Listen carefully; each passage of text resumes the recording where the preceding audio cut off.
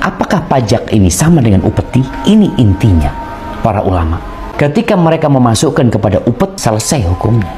Tapi ketika tidak, enggak. Ini sebenarnya pajak ini kembali kepada rakyat gitu loh, bukan untuk memperkaya pemerintah, ini itu macam-macam lah pembahasan yang seperti itu. Makanya pemerintah ketika mengambil dari rakyat itu, memang ada ambilan-ambilan yang diperbolehkan pemerintah mengambil dari rakyat, tapi bukan yang mendolimin mereka. Kemudian mereka juga berbincang tentang masalah pajak yang kembali kepada rakyat. Kalau benar kembali kepada rakyat, tapi kalau ternyata itu dimakan oleh sebagian pejabat umpamanya, sebagaimana kita telah melihat ada pegawai-pegawai pajak yang menilap uang rakyat sebenarnya.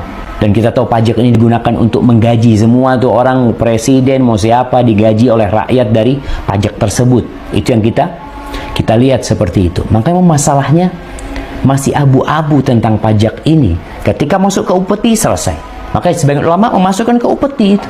Kemudian kalau benar lagi masalah pajak ini, katanya pajak itu buat jalanan. Kenapa jalan bolong-bolong semuanya? Rusak semuanya. Kemana uang rakyat yang diberikan itu? Itulah nanti akan jadi haramnya di sana lagi. Makanya ketika abu-abu, barang siapa yang menghindarin syubhat, karena ini ada syubhat ke yang haram, ada syubhat ke yang boleh. Yang menghindarin perbuatan itu, maka dia telah menjaga kehormatan dirinya dan agamanya dia telah menjaga, seperti itu. Jadi untuk urusan pajak ini tadi, kapan akan jadi boleh, kapan jadi tidak boleh, dan memang para ulama membincangkan hal itu. Ketika kita melihat kondisinya memang ternyata ya ada unsur kezaliman di sana, maka seorang muslim menghindarin kezaliman, karena upeti itu menzalimin rakyat. Mereka yang kerja, mereka yang capek, mereka yang lelah, kemudian hasilnya diambil. Yang namanya sebuah negara, negara itu diberi kewenangan untuk mengelola negara ini. Ada emas, ada minyak, ada tambang, ada segala, mau bicara fasilitas-fasilitas umum ya.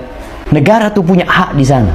Maka di sini ketika nggak cukup itu, udah dikelola semuanya dengan baik, ternyata memang nggak ada hasil buminya gitu loh. Mau dari mana lagi kita negara ini mau ngelola? Di situ mungkin ada pilihan.